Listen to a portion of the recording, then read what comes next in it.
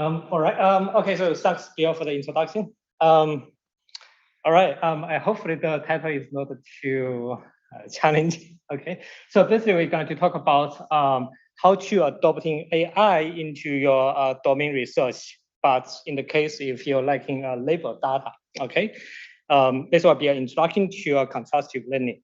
Okay, and you will learn what is contrastive learning later on. All right. Okay, so let's get into the AI. Okay, so basically AI has been around us, for many years now, right? So it's, for example, like when we do banking, it will help us to predict, the possible fraud that's, in the transactions.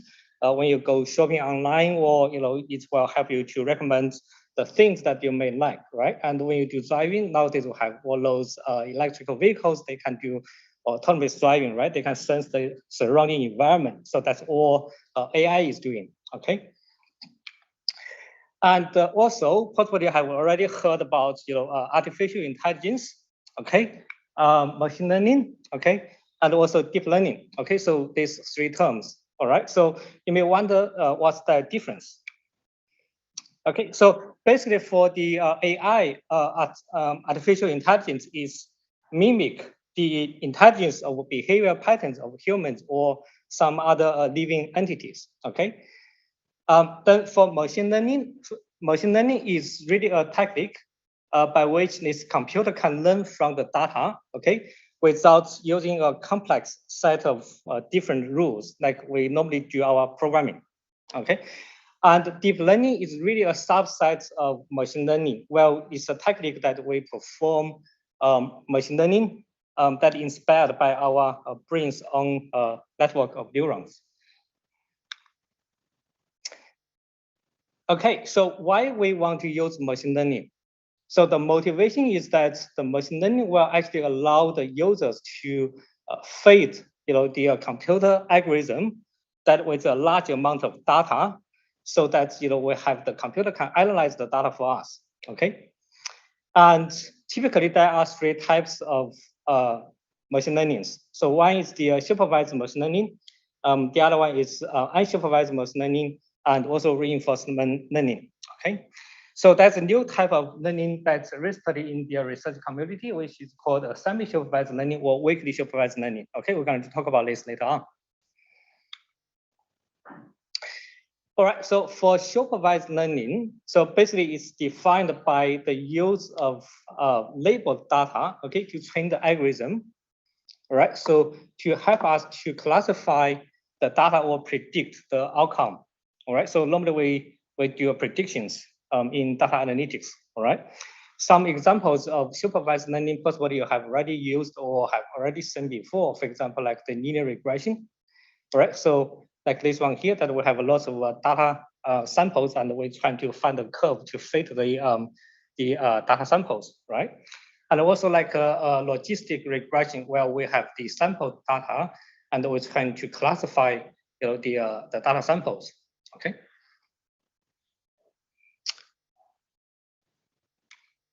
All right. So now get back to the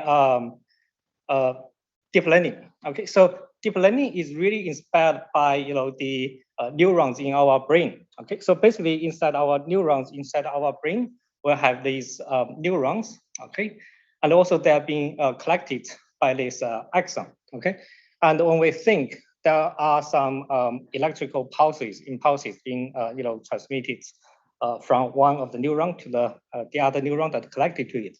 Okay, so basically there's a message being transmitted, okay, between the neurons.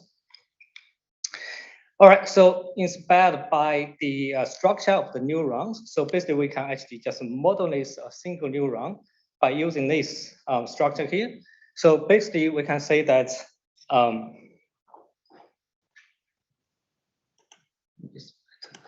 okay, so we can say that here we have this a neuron, and we have these other neurons being collected to this neuron, and there are some messages or information in these neurons, okay? And then the collection where we can put a weight into this collection, okay? And then we can use the weight to multiply with the input message, and then we just simply sum them together, okay? And then we add an additional bias, all right? And then with this sum and the bias, we send this goes into an activation function, okay? So we have so many different activation functions we can choose, okay? And here that we can say this is really a linear summation, okay? And the activation function is just trying to introduce some nonlinearities in the calculation process. Okay, so then the operation of this neuron can be simply summarized by using these equations. All right, so that's just a simple summation and also going through this activation function. Okay, so that's a linearity and a nonlinearity. Okay, and then once we have this single neuron, what we can do is actually we just put a lot of neurons. Okay, and then we put them into layers and layers and layers, okay? And then all the neurons, they are actually collected, to the previous layer and also the next layer, okay? And each of the neuron, they just perform the simple operation that we show here, okay? And then we have this input layer where we feed in the information. And here that we have this output layer where we generate the interested output. Okay, if we want to do a classification or we do a prediction, okay, so this will be the output. Okay, so basically we have the input, we have the output, we have many layers of neurons in the middle. Okay, and also each of the neurons will perform these simple actions, operations. Okay, and now you wonder that, okay, so now we have the input, we have the output, how are we going to train this model, okay? And also how about, the weight, okay, the weight here. So basically the weight is randomly initialized in the very beginning, okay? And also in order to teach this neural network, so basically we will have to have what we call a loss function, okay? So basically the loss function is that you can imagine that with a randomly initialized variables weights here, we have the input. After its initial calculation, we will have some output, which is the y hat, right? And the y hat is not the value that we want, okay? It's different than the actual value, y, okay? And then we use this loss function to really just to compute the difference between the value obtained from the network and the actual true value.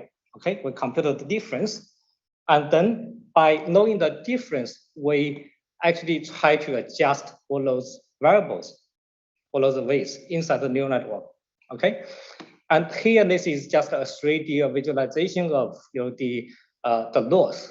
Okay, so basically in the very beginning, we may have a very big loss, which means that the y hat is very different than y. Okay, and then if we go through this calculate the loss, trying to adjust the parameter, and then we may end up with a very low loss. Okay, so this will go through so many iterations. Okay.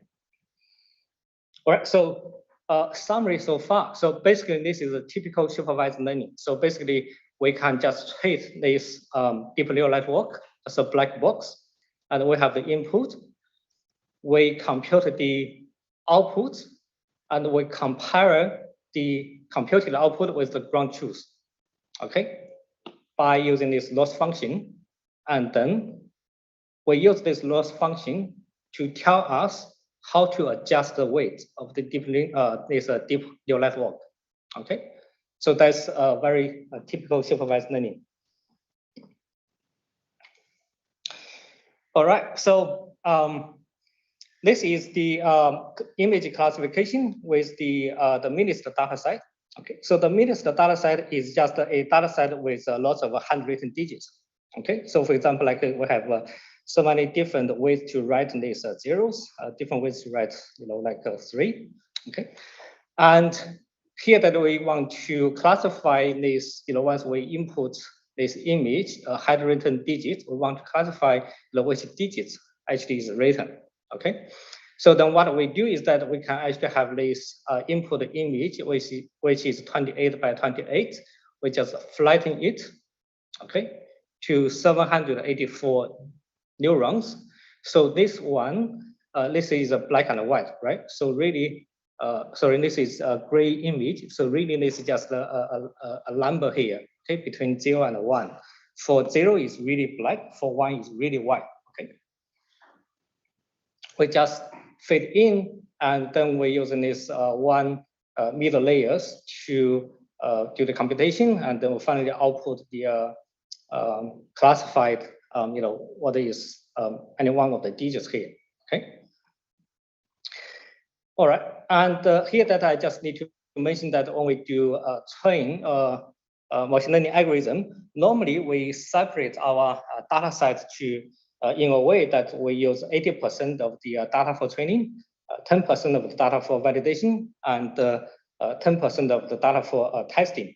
And the validation and the training is really just to help us to understand, the training process, because in a way that we don't want to overtrain our network. Okay.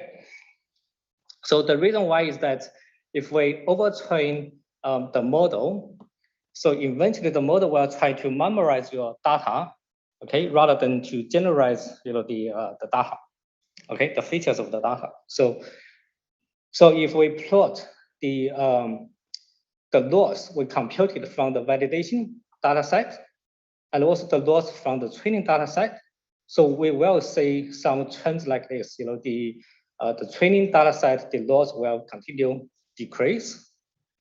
Okay, and to a point, the validation data set, well, actually the loss will goes up because the model is being overtrained. Okay, it's trying to memorize your training data set. Okay, so then in that case, you possibly want to stop your training here. Okay, before your validation data set, the validation loss goes up. Okay, so that's the point. You should stop your training. Okay.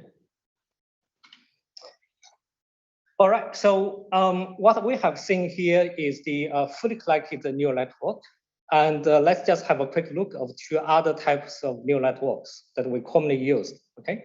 So one is called CNN, convolutional neural network. Another one is called the long short-term memory network. Okay, so for the convolutional neural network, so basically is a neural network that's being widely used for processing images. Okay, so basically, it's different than that. Here that's when we process this image, we don't flatten them into a vector anymore. We just directly say we are going to using a filter. Okay, so a filter is really like, in this case, will be just like, for example, like a 3 by 3 small patch of a matrix with some weight. Okay, so some W's. Okay, and then we're using this filter to just to scan the image.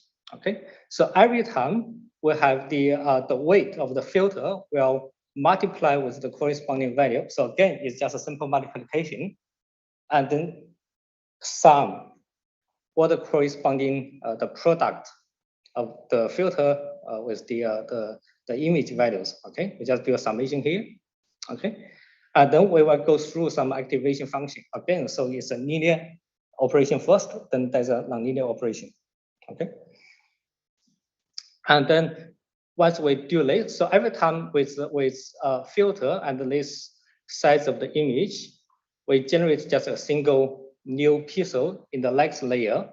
Okay, and then after we've done this calculation, we can do a maximum pooling. So maximum pooling is really just say that within this region, we only take the maximum value to the next layer. Okay, so just trying to preserve the information on the image, but at the same time, we're trying to shrink the image. Okay, so that we have we can see here the image size, this data size is becoming smaller and smaller. Okay. All right, and then eventually to a point that we can also flatten this data here into a vector, and then this will be the similar to the fully collected neural network we just seen. Then we'll have this layers and layers of neurons, and then they are collected with each other, and then we'll have this final output. Okay, so this is a typical CNN structure. And with this single structure, what we can do? We can do classifications. We can classify, the image if it's a cat or dog inside. We can also localize, the location of the cats, the dogs. And if we have multiple objects in the image, we can also locate the multiple objects. Okay, and also we can do instant segmentations. We can just really to label out, all the pixels for a single object. Okay. And here is another example that researchers using this CNN to perform the leaf disease classifications. Okay, so basically they have this input image with the leaf with disease, and they have in the output they have a different kind of disease classified. So basically for each of the image they have a corresponding label here, and then they just throw this a bunch of labeled leaf disease data to this neural network and train the neural network to be able to identify the leaves. It will be similar to those apps that you might have already seen before on your mobile phone, right? So you can have a mobile phone, turn on your camera, looking at a plant, and you're going to tell you the name of the plant. Okay.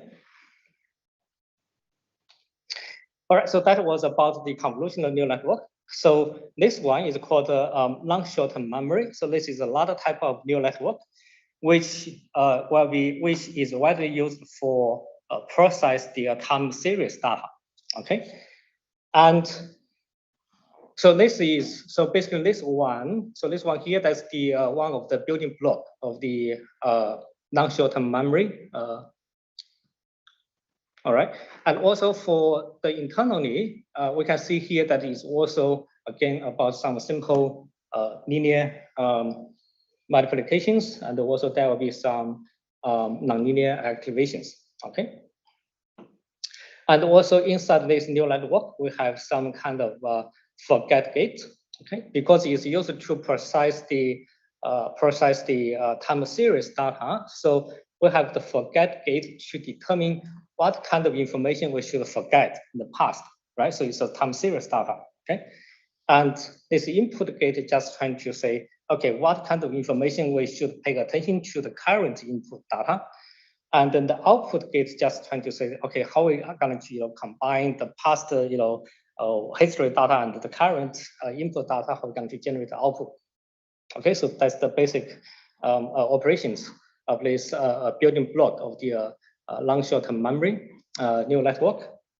All right, and then with this basic building block, we can actually to use them like a Lego, right? So we can build up many different neural networks. Okay, say for example like this one, we can do, for example, like do the perform the forecasting. For example, like if we know the history temperature, we want to forecast the future temperature. So we can have a input of a historical temperatures goes in, and then here that we can have the output of the future, maybe like 7 days, the temperature. Okay. And here, this one is an example saying that, okay, we can do, rather than using one layer, we can do 2 layers. So because for the time series data, you can read from forward, and also you can read backwards, right? So basically, we can use these 2 layers to capture, the forward, the relationship of the data and also the backwards relationship. Okay. And then we can also then after this processing, then we can perform this forecasting output. Okay. All right, so that's about basic deep learning. So let's look into what is latent space. Okay, so if we record the image classification with the MNIST data set, all right, so remember that we say that in this neural network that will have this 28 by 28 image, which is 784 vectors, okay? And then here there's an output, which is only 10 output, okay? And also in the middle, which is 128 neurons in the middle, okay? So we can see that here from 784 to this 128 to this final output 10. So there is a compression here, right? There's a compression. The data away from this 784 way down to 128, and all the decision or the outputs here is based on this 124 data here. Okay.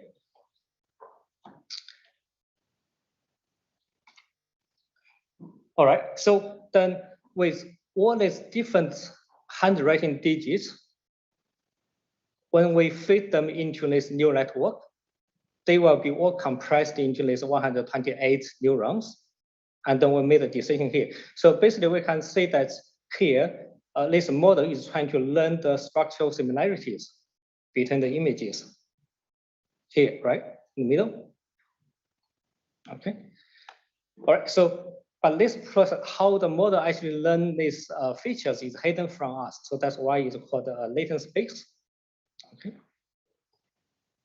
All right, so the concept of this latent space is important. It's because of the goal of the deep learning is really trying to learn the important features of the data. Okay.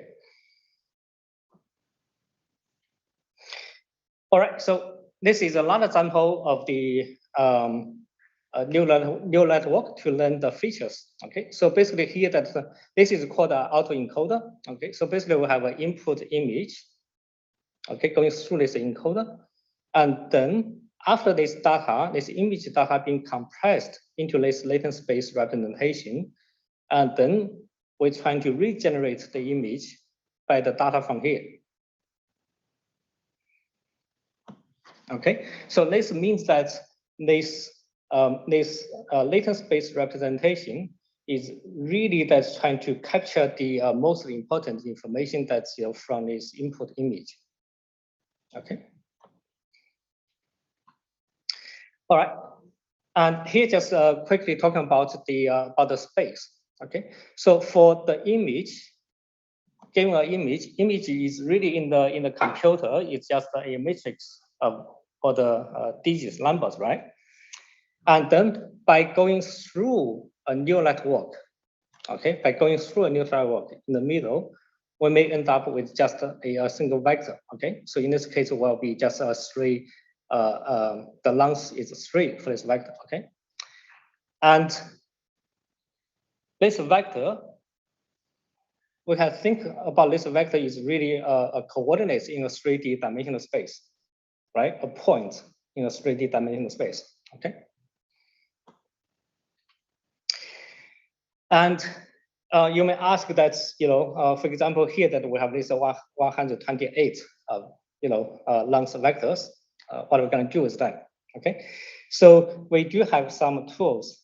All right. We do have some tools that can actually transfer this higher dimensional space vectors into like a 2D dimensional space or maybe 3D dimensional space. Okay. To visualize, help us to understand the location of data points. Okay. And essentially, what we want is that similar images, okay, if we translate those different pictures, for example, like different pictures of watch, different pictures of bikes, and we learn the features, and once we plot the features in the latent space, they should be similar objects should be close to each other, right? Okay, so that's what's the visualization of the similar images in the latent space. Okay, we have the people, they are close to each other, the watch close to each other, your shoes is close to each other. Okay, but different objects, they are separate. Okay, in different locations. All right.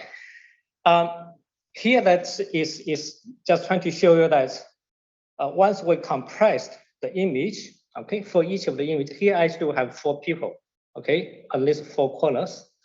Once we have this image, goes through here, goes through this neural network, and here is going to output its feature vector, right? And then we have the feature vector for each of these 4 images at the corners. And then we can actually do interpolation of those vectors. Okay, we can edit them. We can, using one, have a ratio, like from a 0.1 of this one plus 0.9 of this vectors, add them together, right? We can do all kinds of interpolations. And if we sample this, we do these interpolations of in the latent space, we actually can directly input the vectors here to the decoder. It will actually generate a new image, okay? And this new generated image actually is not a true person, right? It's actually generated based on two real persons, okay? You possibly have already heard about this, you can fake someone's image, right? So you can generate a new data which is not really a true data, okay?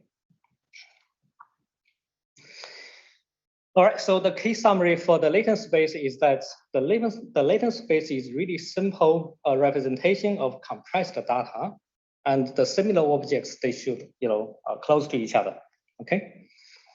And the latent space is used for us to learn the data features and trying to find some simple representations of the data, okay?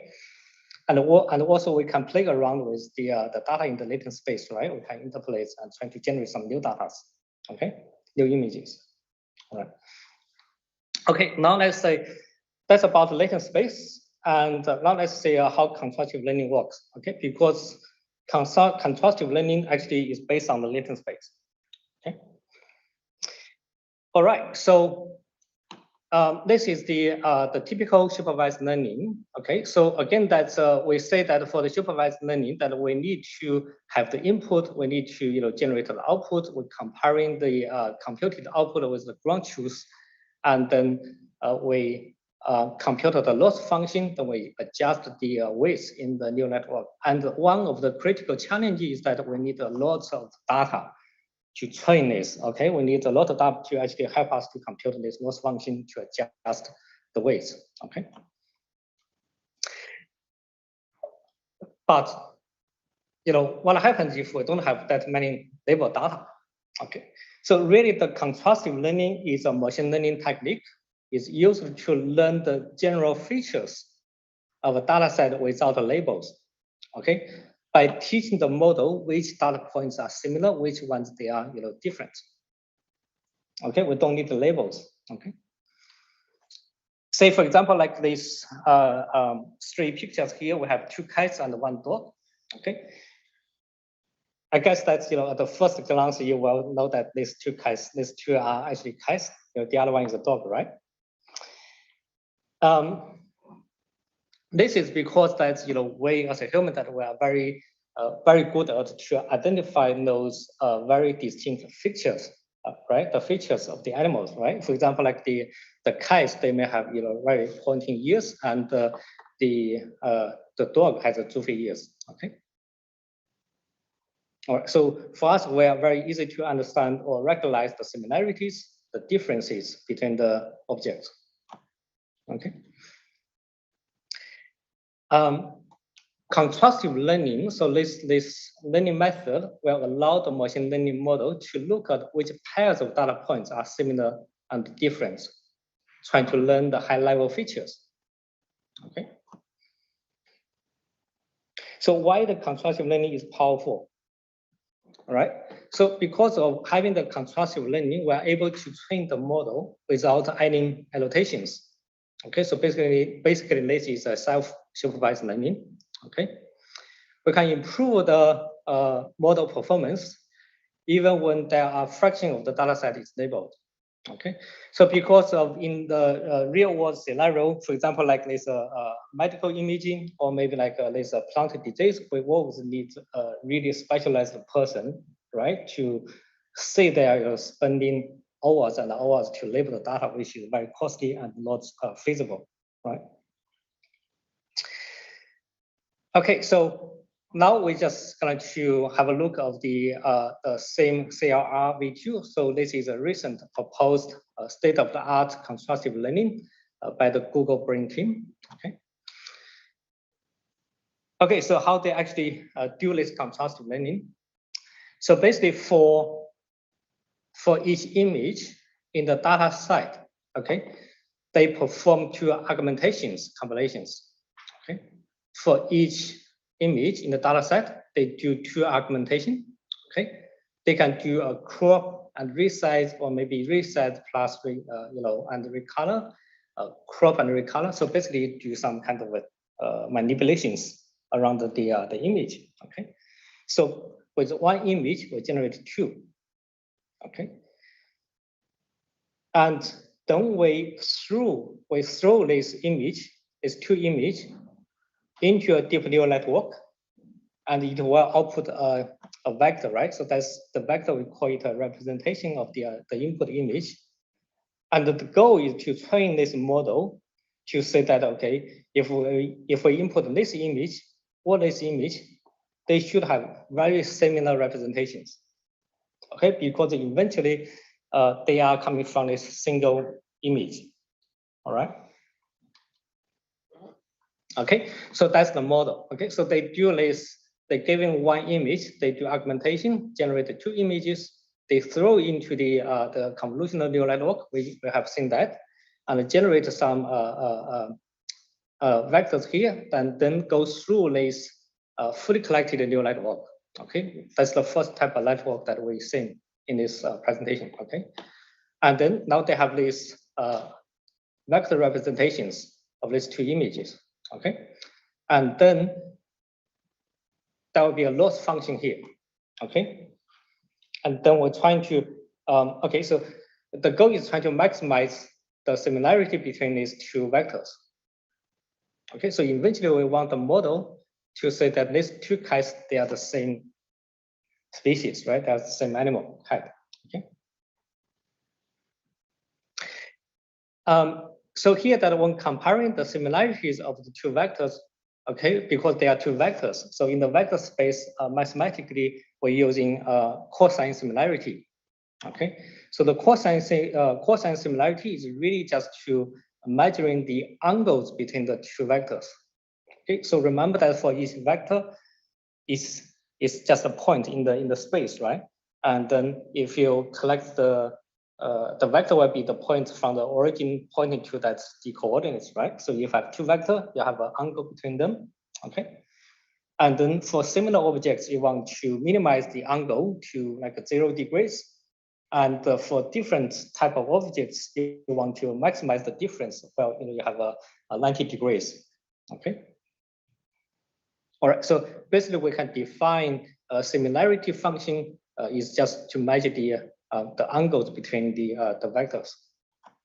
Okay, and then we can define this loss function here. Okay, so basically this loss function is just the way that we designed that we can we can minimize this loss. Okay, so that's why we have this minus sign in the front, right? Just for the sake of computation. All right. And here that's I need to mention that we do have like positive pairs. Okay, the positive pairs is that the two images are from the same animal, and also you have a negative pairs, right? So basically you have images from different animals. Okay, that's the negative pairs. All right.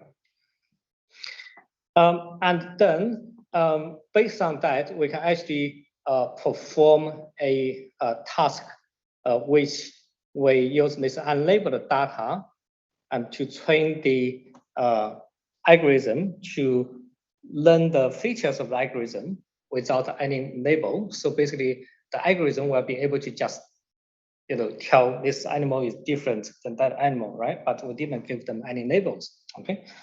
And then after that, we can use a small fraction of the data, right? Then we have some data is labeled. This is cat, that is dog, right?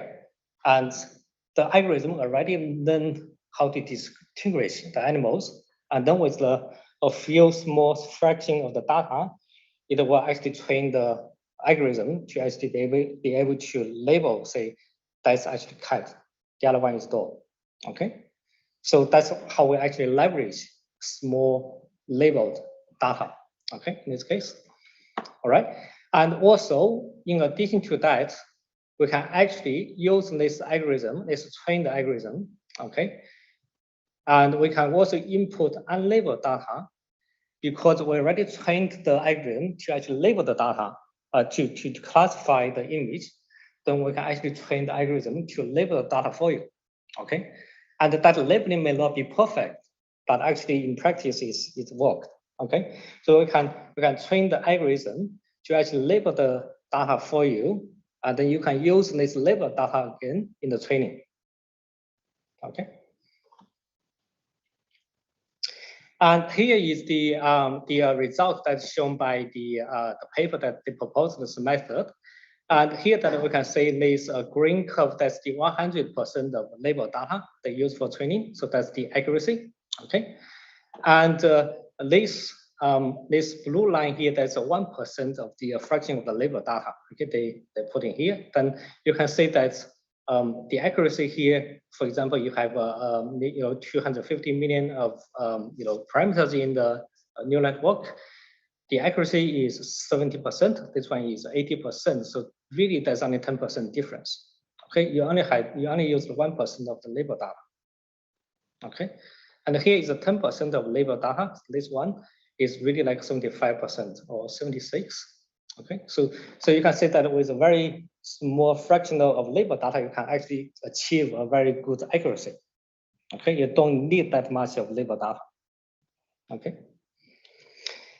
So in summary, the contrastive learning is a self-supervised, task-independent deep learning neural networks. Help us to learn the features without any labeling. Okay, and this same CRV2 is an example of the constructive learning. Okay, and the pre-trained model without a label is really a general understanding of the data. Okay, and then can be fine-tuned with a small fraction of label data for a particular task. Okay. All right, so now let's just want to show you the example of the constructive learning architecture. So this is one of our recent accepted conference paper. It's actually a constructive learning for the vehicle using the millimeter wave radar detection. Okay, so basically is that with the millimeter wave radar, for vehicles we have the radar, right, and also have the camera system, and some vehicles that they have the LiDAR system, right. So LiDAR system can generate very fine 3D point cloud for objects, right.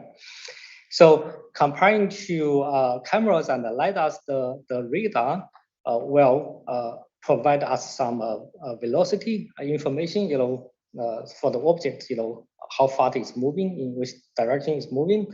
It's hardly affected by the weather. Okay, it can detect occluded objects.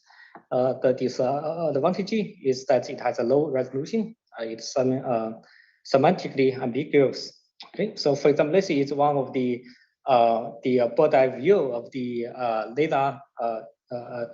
radar points, okay, being detected. So we can say that for some of the vehicles, maybe pedestrians, all the detection points are very sparse. It's hard to tell, if there's a vehicle or that's actually a person. Okay.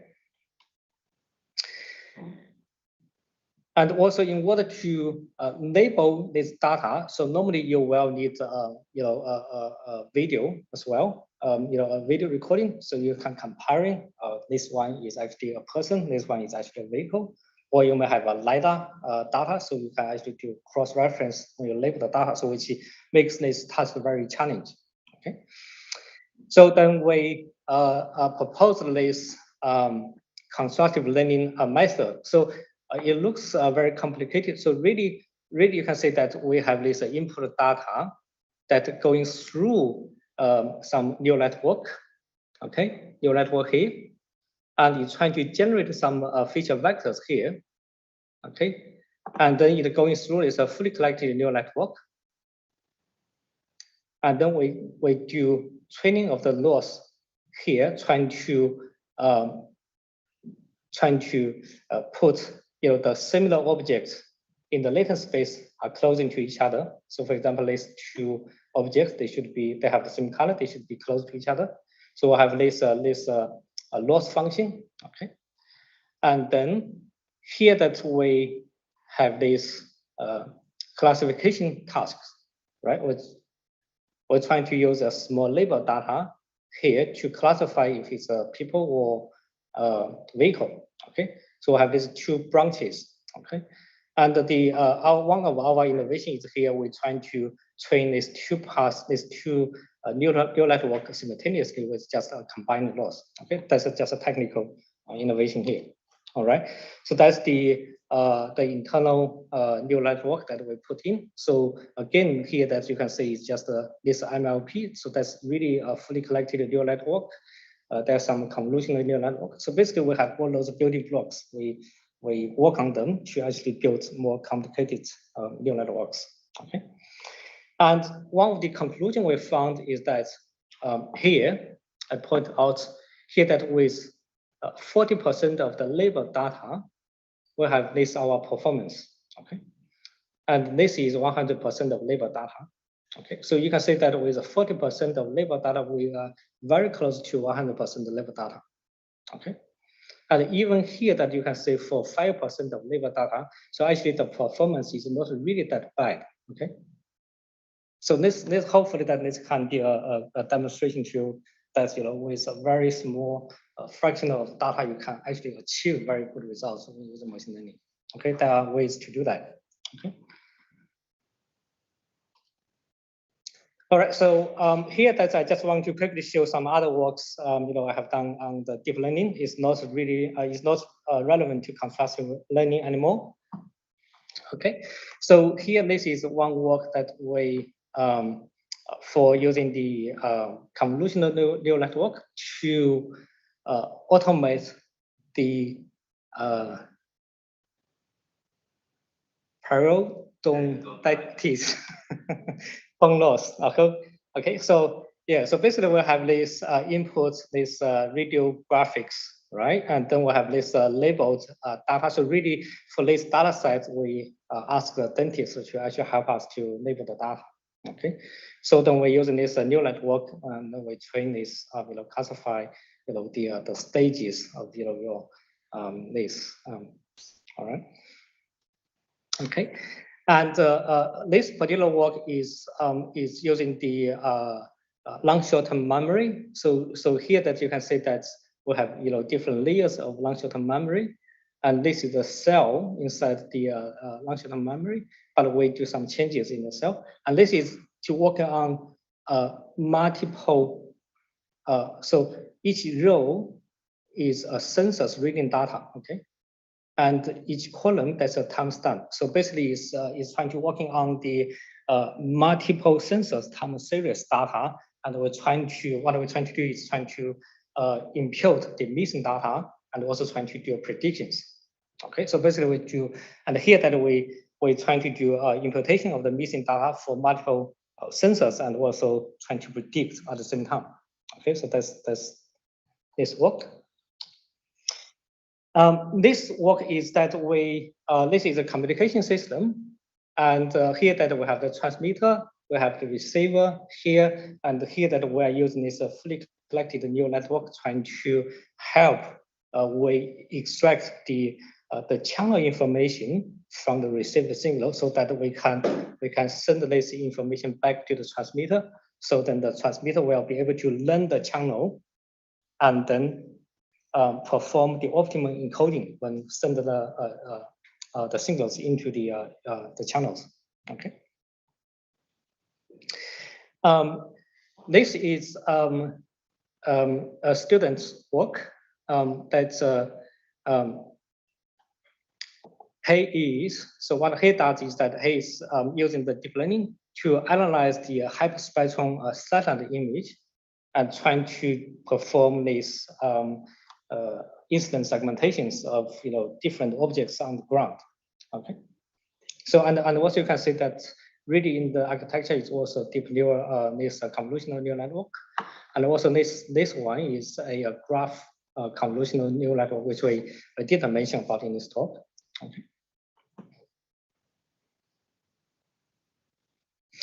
All right, so this is there's a list of my recent work with students and my collaborators. So basically, we used the deep learning for time series data modeling, which you have already seen this one. For the wireless communications, you already also seen this one. medical image processing, and also this 2D, 3D point cloud analysis. All right, so in summary, that today that we introduced AI and deep learning, and we talk about latent space and also the feature vectors, and we talk about how constructive learning works and how it can actually help us to train the machine learning task when we don't have that much of data. And we already showed you that we can actually achieve very good performance even when we only have like 5% or maybe 10% of the actual labor data.